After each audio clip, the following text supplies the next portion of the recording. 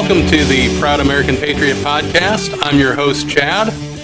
So, what are we going to talk about today? I'm thinking first we'll start off with a little bit about me, just because most of you probably don't know who this crazy guy is that you're listening to. So, who am I? Well, politically, I would call myself a conservative libertarian. I am financially conservative, fiscally conservative as far as what I think the government should do. And outside of that, pretty much stay out of my business. I don't need you butting in. As long as I'm not doing anything that is hurting someone else or infringing on someone else's rights, you don't need to worry about it. You work for me, I don't work for you. Although they tend to think that my job is to support them. And definitely a Second Amendment supporter. So like I said in the first show, we'll have some pew-pew talk. Look for that to come. And, I believe that America is the best country in the world. Hands down, bar none. Now, do we have our faults? We do. Can we fix them? We should. And, I think that there's not a country out there that you can tell me is perfect and prove it. So, until you can, hands down, America is the best country in the world. So just a little disclaimer here. This is going to be a solo show. I'm not going to have any guests. So, and it's some subjects that I really feel strongly about. So I may get a little bit loud. So just be prepared. We'll try and edit some of that out. But I do want to tell both sides of the story and call a spade a spade. So, like I said, I'm more conservative and libertarian, but if the right does something stupid, I'm going to call them out on it. This isn't going to be you just get one side of it and it's thrown at you and that's what it is.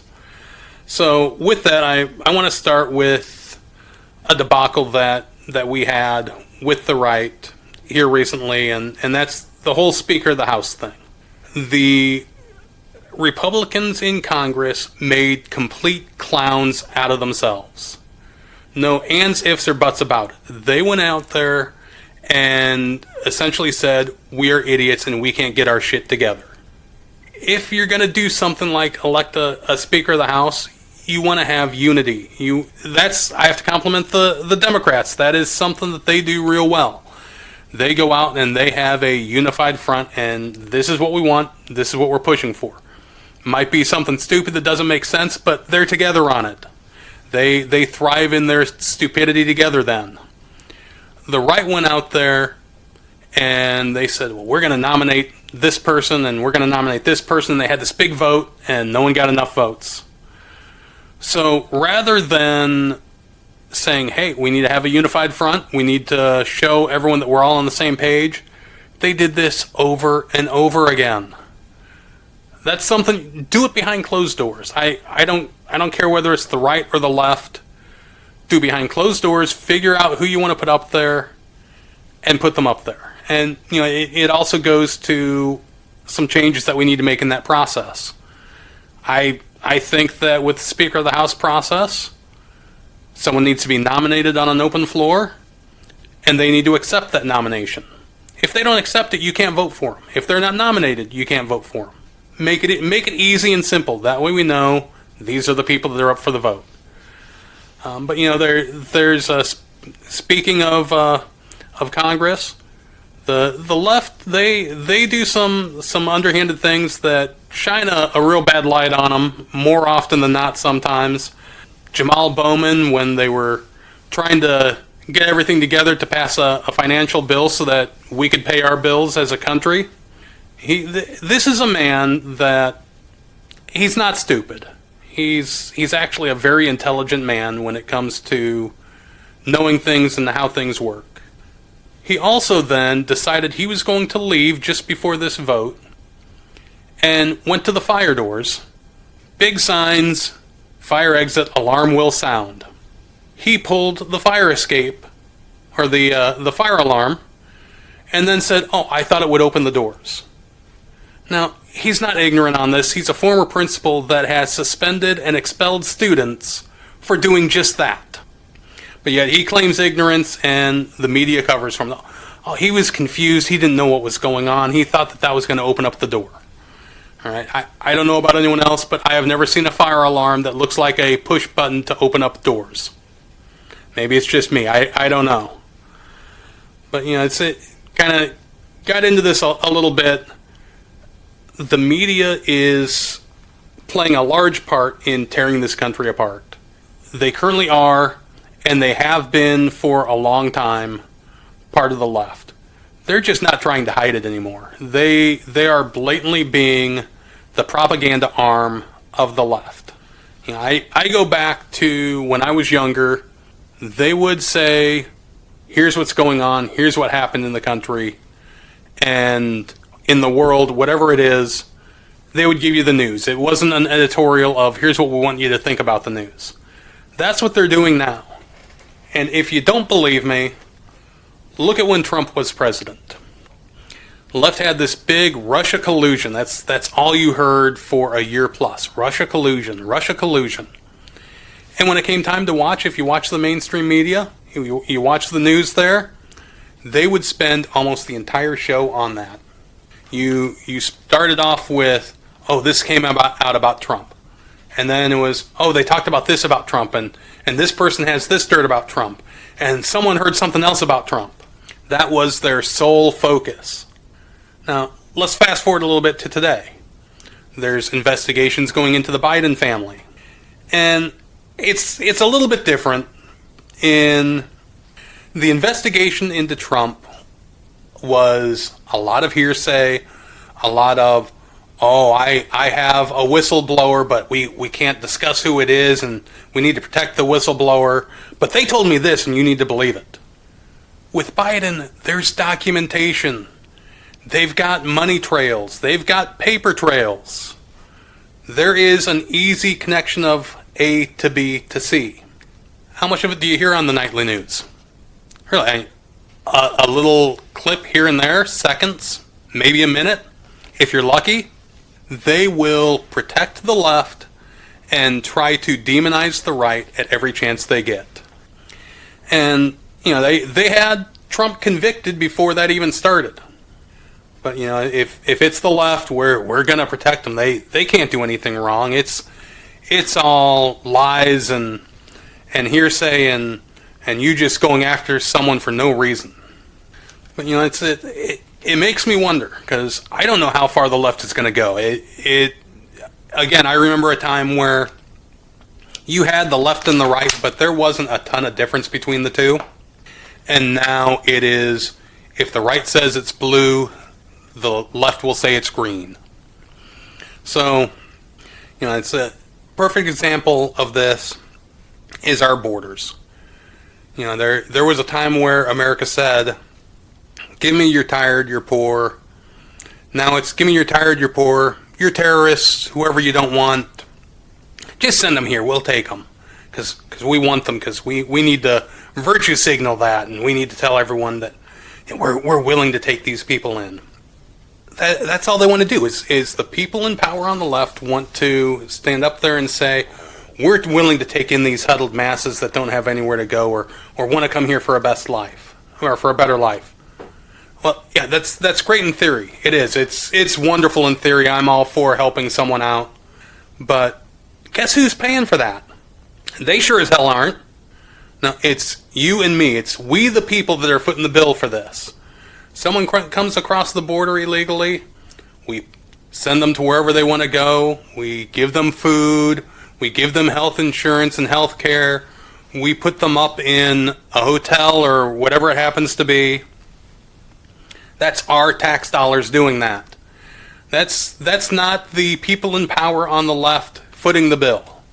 Because, you know what, they don't care because they're not footing the bill. And, we've got a huge border issue right now. Right now, the Biden administration is on pace to have more than 10 million known illegal aliens enter the country by the time his term is over. I'll say that number again, 10 million. And that's just the known. We're not talking the gotaways, the people that crept across the border in the night and Border Patrol didn't catch them because they ran, or they got snuck in here in the back of a semi-truck. whatever it is, we don't know about those. These are just the people that come across the border, and as soon as they find someone, they raise their hands and say amnesty. Is that secure? Is that a secure border? Because think of the country like your house. Would you leave your door wide open and just let anyone walk in and crash on your couch? I'm willing to bet that the majority of the people out there would not do that. It's just not a smart thing to do. But yet here we are doing that with our border.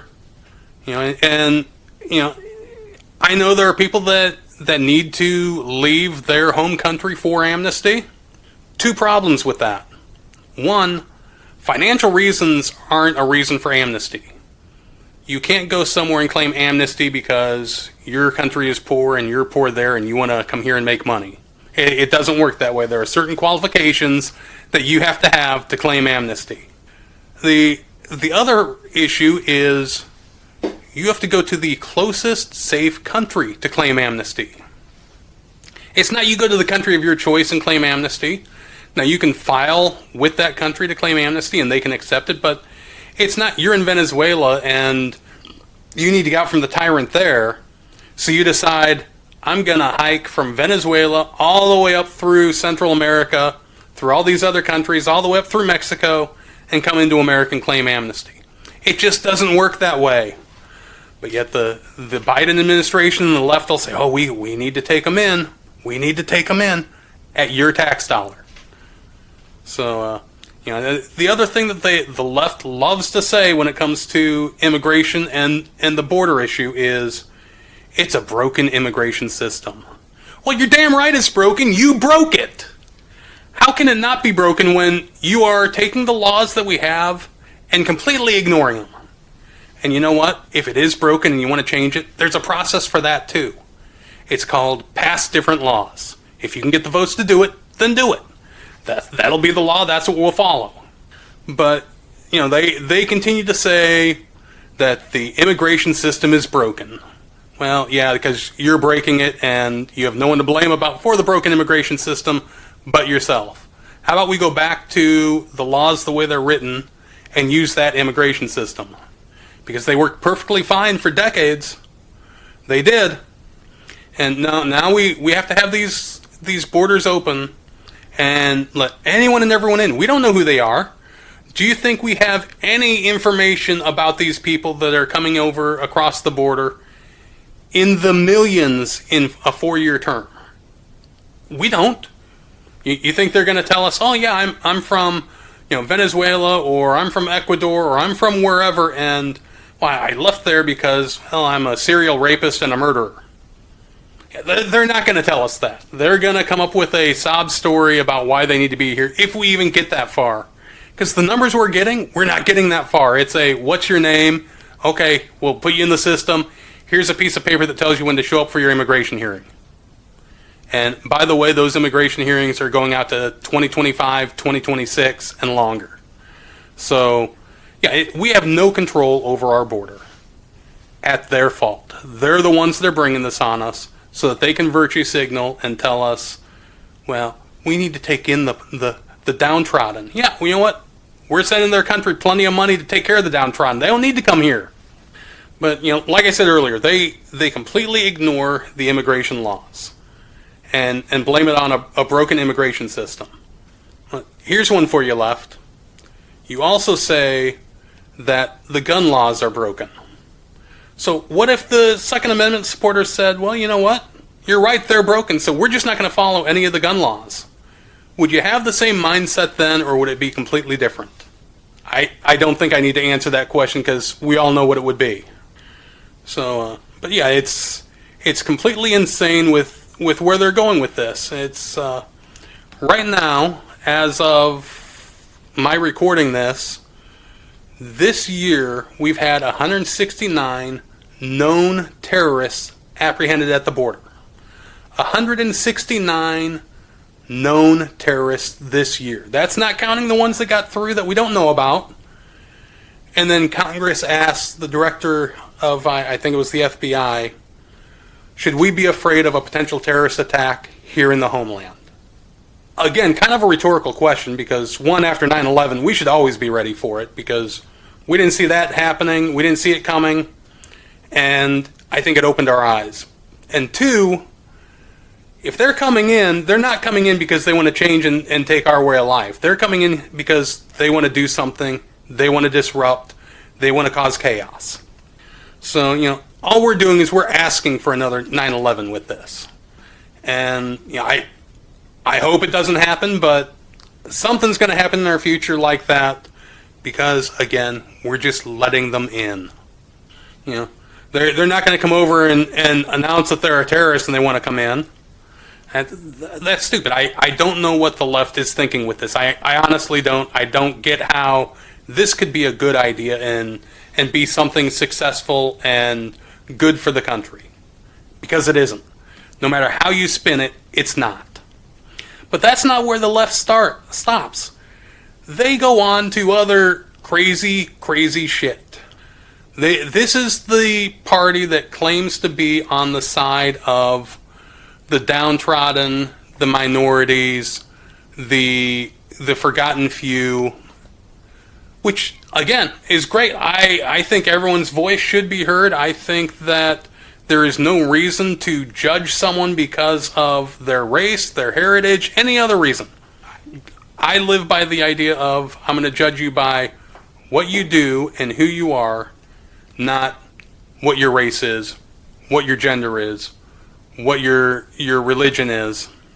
Because, there's good and bad in every group. So, I believe in judging a person by who they are, not what they are. But we've got people on the left, after what happened in Israel, we've got people on the left that are pro-Hamas and blaming Israel for what happened. All right? First things first, if you are supporting a terrorist group, in my mind, you are a terrorist. There's no gray area there. There's no middle ground. If you're supporting terrorist groups, you're a terrorist. You can't shade it any other way. But it gets worse. They get completely stupid. There have been stories of, on college campuses, Jewish students having to barricade themselves in a library because these pro-Hamas protesters are chasing them in there and threatening them. Now, for a country or for a group of people that as a whole preach tolerance and acceptance, doesn't really sound tolerant or accepting to me. I don't know about the rest of you, but when I learned about things like tolerance and acceptance, that wasn't included in it. And, if you took it and spun it around and it was Republicans and people on the far right, which they've got things I don't agree with either, but if they were doing that to someone, it would be uproar. It would be all over the place that, look at what these people on the right are doing. Oh, it's the neo-Nazi right. It's the MAGA extremists. But they get even more crazy. They don't just go against what they say they believe in. There was, I want to say, it was in the Northeast, and I forget what college it was, but there was a Jewish student that was chased down by Hamas supporters, which we've already established they've done, but then they began calling him a Nazi. In what world does that feasibly make sense? So you're calling someone whose heritage, whose people he comes from, a group that tried to exterminate them, you're calling him one of them. It baffles me how someone could think that would make sense. But that's the argument on the left is if you don't agree and I can't put together a strong talking point that you can't shoot down right away, well, you're a Nazi or you're a homophobe or you're some sort of bigot or racist, and that's where it ends. Is I'm going to stop arguing the point and I'm just going to make it personal. But still, you're calling a Jewish student a Nazi. It makes no sense. But yet they go a little bit further. Watching the news this last week, and again, left protesters that are pro-Hamas have signs that say things like LGBTQ supports Palestine or Queers for Palestine. Right, now let's take a step back and look at what these Muslim fanatics view the world. Because these are people that would much rather throw you off a building than have your support. One of them they interviewed said, "Oh, I'm looking for the day where Palestine raises the rainbow flag up next to their flag, in support of us." Never going to happen. Again, these are people that would throw you off a building because you're gay. You wouldn't have a voice. All these females that are out protesting for Palestine and for Hamas, guess what? You don't have rights. You are pretty much property in their area of the country. So, it's gotten to the point where it's almost, we're going to protest to protest. And then they just do things that are, to me, inhumane. Depending on what you watch for news, I don't think I've really seen this on much mainstream media, which I try to avoid anyway. But there are posters that are being made with pictures of these Israeli hostages. And they're being put up as memorial to them, to draw awareness to them, however you want to phrase it. But yet these ultra left wingers, they're going down. You can't do that. We have to tear those down. And it doesn't stop there, and it's almost not these people's fault, because they've been indoctrinated by college professors and by colleges to not think independently and learn critical thinking, but to think as I think. And the majority of us know that, unfortunately, colleges have become left-wing learning grounds. There was a professor, and I want to say it might have been Columbia, but it was somewhere in the New York area, who declared the October 7th attacks as awesome. What about going and killing innocent men, women, and children that are civilians is awesome? So does he think that 9/11 was awesome? Because it's pretty much the same thing.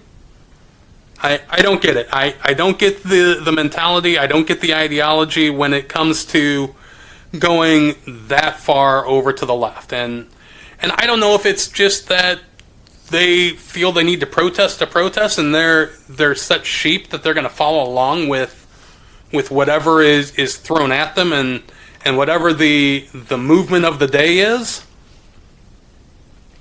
Because I can't believe that all these people truly think Hamas is a good thing and Israel is bad. Israel is a country that is going out of their way to protect Palestinian civilians. They are taking step after step after step to try and avoid killing civilians. Does it happen? It does. It's also war. Show me a war where innocent civilians haven't gotten killed. But Palestine and Hamas also brought this on themselves. And, Israel at one point told the Gaza Strip, you can self-rule. So it's not a whole they're underneath Israel's boot. They've had elections, and they've elected people to lead that area up until, I want to say it was 2006, when they elected a bunch of members of Hamas. That was also the last election they had. So you kind of brought this on yourself a little bit as well. But getting back to the protests, here is either they're completely ignorant of it and just following along, or they truly are sick people. I'm sure people have seen this as well. College students walking around protesting and chanting, "From the river to the sea, Palestine will be free." So, for those of you that don't know, the river they're talking about is the Jordan River. The sea is the Mediterranean Sea. What lies in between those is Israel. They are calling for the complete and utter removal of Israel. They're not saying, oh, Palestine needs to have the Gaza Strip and have that to do as they want and rule as they want, because they essentially did. They want the elimination of Israel. The other thing that I've heard is, well, it's the Palestinian state. Well, here's some news for you, a little bit of history. There is no such thing, and there never has been such a thing as the Palestinian state or country, or anything along those lines. If you want to, you can go to my Facebook page, The Proud American Patriot, and I've got a history of that area of the world and who's been in charge of it from going back to biblical times, going back to when the Canaanites ruled it. Never has there been a Palestinian state, country, ruler. It was an area of land that was always ruled by another group. Again, going from the Canaanites all the way through the Kingdom of Israel, all the way through the Ottoman Empire, up until just before it became Israel, it was a British protectorate, essentially. It was governed by England. So the biggest problem is they don't know what they're talking about. And if you don't know what you're talking about, you sound ignorant really quick. So now we got to ask ourselves, where did this all start? Because it's not anything that's new. And honestly, I don't know where it started, but I can tell you where this I need to protest started. And not really protest, it's I need to go out there and cause havoc, essentially, and put people in fear and cause destruction. And it was back in the summer of love, good old 2020 during COVID, when we had all the Black Lives Matter protests. And again, the media, as the propaganda arm of the left, every night, oh, it's peaceful protests, and I'm doing that in air quotes, or mostly peaceful protests if they really wanted to be hard on the rioters. All right, what is peaceful about destruction, theft, looting, putting people in fear? There wasn't anything peaceful about it. It was, hey, I can go out and do this, and I'm not going to get in trouble. We had zero accountability for any of it. Absolutely zero. We had governors and mayors coming out and saying, oh, well, they just need to let off some steam, and they'll do this a night or two, and it'll be all over. They just want to be heard. Well, you know what? There are other ways to be heard, and there are ways that are a lot more effective to be heard. Martin Luther King was great at getting his voice out and his message being heard, and not a person was put in fear. Property wasn't destroyed. Mahatma Gandhi, same thing. He was really good at getting his cause out there and getting it known without resorting to throwing a temper tantrum. Because that's what they're doing. They're throwing a temper tantrum, and the mainstream media is calling it something it isn't, or making excuses, or they're condemning the police because the police try to defend themselves when they're attacked. So then it's, oh, the police are causing this. No, it isn't. The police are doing their job, and they're being handcuffed by mayors and governors to not be able to do their job. So back to what they say. Oh, we just need to let them get it out of their system. Are you kidding me? Really? No. You don't let them get it out of their system. You don't let them have their little riot and throw their little temper tantrum. You treat them like a 2-year-old. Let them know this behavior isn't acceptable and give them the appropriate consequence. 2-year-olds doing something wrong, you slap them on the hand a little bit and you take their toy away, or whatever it is that you use for discipline, as long as it is discipline. They're going to learn, okay, I can't do that.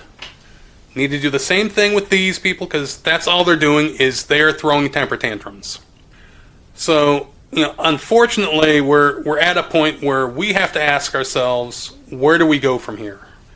We've got the schism in the country, the rioting, the left that doesn't know what cause they want to support, what day, and half the time they're supporting contradicting causes. So, where do we go?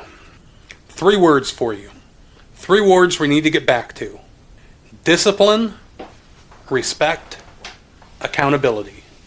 We have come so far from those 3 words, it's not even funny. They've shown there's no discipline. They've shown there's no respect. And we've shown we're not going to hold them accountable. And when I say we, I mean us as a whole, because we elect our leaders, and unfortunately some of those leaders just don't want to do their job. Here's the problem with that. We've all got rights. And your rights stop when they start causing harm, damage, or impede on the rights of other people. If you want to go protest and you want to hold signs and protest for whatever you want, great, I'm all for it. I'm a huge supporter of the First Amendment as well. The problem is when you're doing that and you're impeding traffic or you're rioting and putting people in fear, that is no longer a protest. That is you saying, well, it's my right to do this, but you're also stomping down on other people's rights. So not acceptable. And that is something that we need our leadership to put a stop to. If you're going to riot, you're going to pay the consequences. And it won't take long for these people to realize that's what's happening. So, it's the left-wing fanatics, and here's the problem with the stance that governors, mayors, police chiefs are taking when they don't put their foot down. The left is going to push that envelope farther and farther and farther each time. But we're not going to do anything about it. We'll let them have their protest / riot, and everyone in the city live in fear of what's going to happen. And it's not that we can't do anything about it. It's a choice they're making. They are choosing not to do anything about it. Perfect example. The FBI can track down anyone who is in Washington, D.C. around January 6th, 2021. They can. They've shown it. They've found people that were there and you never would have thought they were there. But we can't find one person that was in Oregon or Washington State and was trying to firebomb a federal courthouse or a police station when these people were videotaping it and putting it online for the world to see. We can't find one person that was doing that? You're kidding. It's a choice. They don't want to. Other thing we need to get back to, like I mentioned before with the media, we need to get back to an impartial media. Give me the news, tell me what happened, and let me figure out what to think about it. Don't force feed what I should think about what happened in the world down my throat, because you know what? I just won't watch then. I'll get my news from other sources. There was a time when we had journalistic integrity. It's gone. It's gone, and unfortunately, I don't think we're going to see it again. Last thing we need to do is Congress needs to get its shit together. They are so divided that nothing can get done. Everything is at a stalemate. And, they were sent there to work for us. They were sent there to make our lives better. Instead, they're going to oppose everything the other side says, whether it's good or bad, and I don't care if it's the left opposing the right or the right opposing the left. Here's an idea. Put your ideas together and look at them at face value and determine, is this going to be a good idea or is it going to be a bad idea for the country? Go from there. In fact, make it blind. Just put all the ideas in a hat, start drawing them out. We should do this. Who thinks it's a good idea? Take a vote. Who thinks it's a bad idea? All right, good wins, we'll put it in the let's look at it further. Take the next one out. Oh, no, bad idea wins, we're going to trash this one. But no, we've got to make it about left versus right on everything. Blindly pushing some agenda, whether it makes sense or not. That's what Congress has become. And, it's unfortunately, I think it's going to take getting everyone out of Congress and putting brand new people in there that don't just toe the party line. Putting people in there that care about this country and what's best for this country. If we've got something left over to help another country, great. As I said before, I'm all for helping out the other person, but not at the expense of this country. We have thousands and thousands of homeless vets in this country. Wouldn't it make more sense to take care of them before we open up the doors to the illegals and treat them better than the average citizen. I think that's a much better use of our resources. But, the left, they want a virtue signal and, we're going to take in all these people from other countries and make their lives better. You know what? Fuck you. That's what I got to say about it. Fuck you. So, unfortunately, I really think that we are at a crossroads, and the people in charge, so to speak, can either choose to do better by the American people, or we're on the verge of something bad. If things don't change soon, we are on the verge of destruction. Not just the world with everything that's happening, but as a country as well. We could fall before anything else happens just because of our own schisms. And it's as I was thinking about what I was going to talk today, a song from back, I want to say it was early 90s probably, came into my mind just as I was thinking about all of this. And in the words of Dave Mustaine, a country that's divided surely will not stand. And that's what we've got to ask ourselves is, are we so divided that we're not going to stand anymore and we're going to fall apart? Or can we put the pieces back together and find common ground? Because that's really what it's about, is we need to start finding common ground and work from there. But that's all I've got for today. I want to thank all of you for joining me on the Proud American Patriot podcast. That's it. I'll talk to you soon. If you've got any ideas for the show, certainly send them to me. Find me on most of the major podcast stations. If you do, I'd really love it if you gave me a like, a thumbs up, heart, whatever station it is, or whatever channel it is that you're listening to. And please share it with your friends, family, anyone that you think might be interested. Even if they're not interested, they completely disagree with me. Share it with them. If they want to come talk to me about their side, I'm more than willing to talk to people and get their side of the story. But that's it. I'm out of here.